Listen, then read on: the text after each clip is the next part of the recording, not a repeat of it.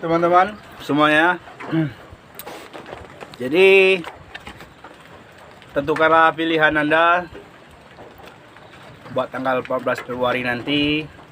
Jangan sampai terpecah. Kita yang memilih, kita yang berkelahi, kita yang bermusuhan. Mereka sebenarnya itu cepat atau lambat, mungkin di masa lalu berteman dekat atau saling mendukung, mungkin di masa depan nanti akan berteman baik. Jadi jangan terlalu fanatik lah teman-teman. Siapapun dukungan kita punya hak masing-masing memilih itu siapa. Tidak harus ada tekanan atau harus melihat dengan yang lain. Dengan hati nurani masing-masing kita memilih siapa pemimpin yang terbaik menurut kita. Menang kalah itu biasa. Semuanya juga kalau menang ingin memajukan negara kita ini sendiri. Walaupun bisa dibilang mereka bukan putra-putra terbaik yang ada saat ini, karena terjengkalnya dengan presiden threshold 20%. Jadi yang cerdas, yang baik, yang ikhlas, yang jujur, yang adil itu tidak akan mudah maju jadi pemimpin di negara ini.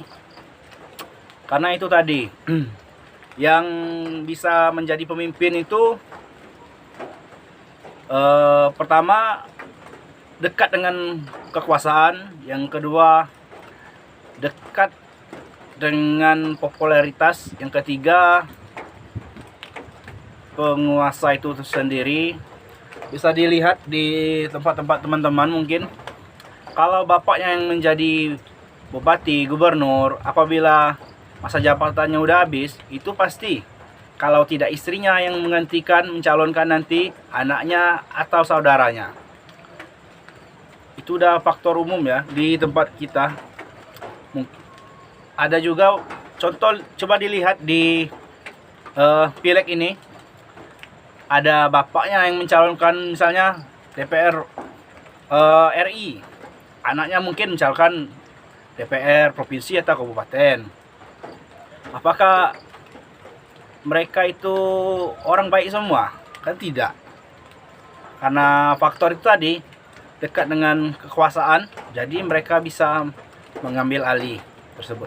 Kalau kita yang bukan orang siapa-siapa ini, tidak akan mungkin 2 hari menjabat langsung bisa jadi ketua partai. Terus orang-orang seperti kita ini palingan kalau dimasuk partai pun itu juga palingannya cuman tukang buat kopi, atau yang disuruh-suruh. Karena kita tidak ada background kekuasaan di belakang kita atau siapa kita kan. Kalau kita orang terkenal, kemungkinan ada privilege tersebut. Cuman tidak semuanya bisa diuntungkan dengan ketenaran. Contoh, kenapa para atlet-atlet itu tidak bisa mencalonkan? Bukan tidak bisa, jarang sekali yang mencalonkan dan dapat. Karena kebanyakan dari atlet tersebut, mereka itu bisa dibilang kekurangan dana buat maju di pileg, pilgub, maupun pilpres. Jadi bisa dibilang memang betul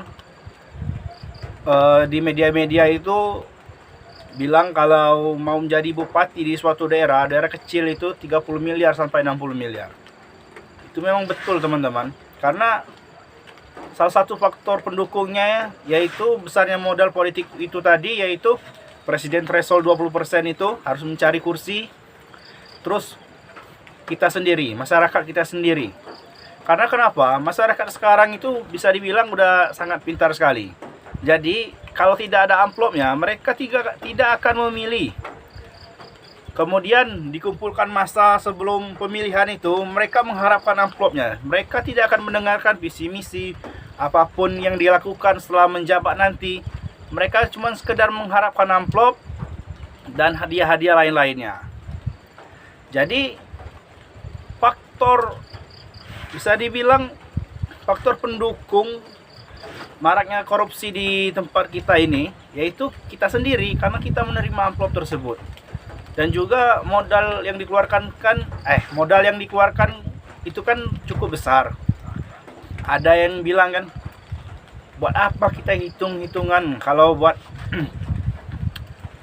negara, buat rakyat kan. Itu semua bohong teman-teman. Kalau memang betul memikirkan rakyat, kalau mau bekerja untuk rakyat, kalau modal 3 miliar saja, itu aspalkan aja jalan itu, tidak usah mencalonkan. Selesai, kita dapat dapat pahala sampai akhirat itu. Sepanjang orang melewati jalan itu, kita mendapat pahala terus. Nah, jadi kan omong kosong, sekedar ingin memperjuangkan, mengeluarkan modal besar, tidak memikirkan balik modal lah. Terus Anda digaji kan, kecuali Anda bilang saya keluarkan modal sekian, saya tidak perlu dikasih gaji, itu masuk akal. Cuman kalau gaji masih diterima, terus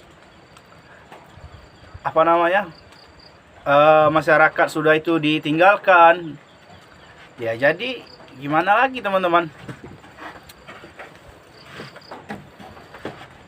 Itulah menurut saya, pandangan saya di Pilpres ini.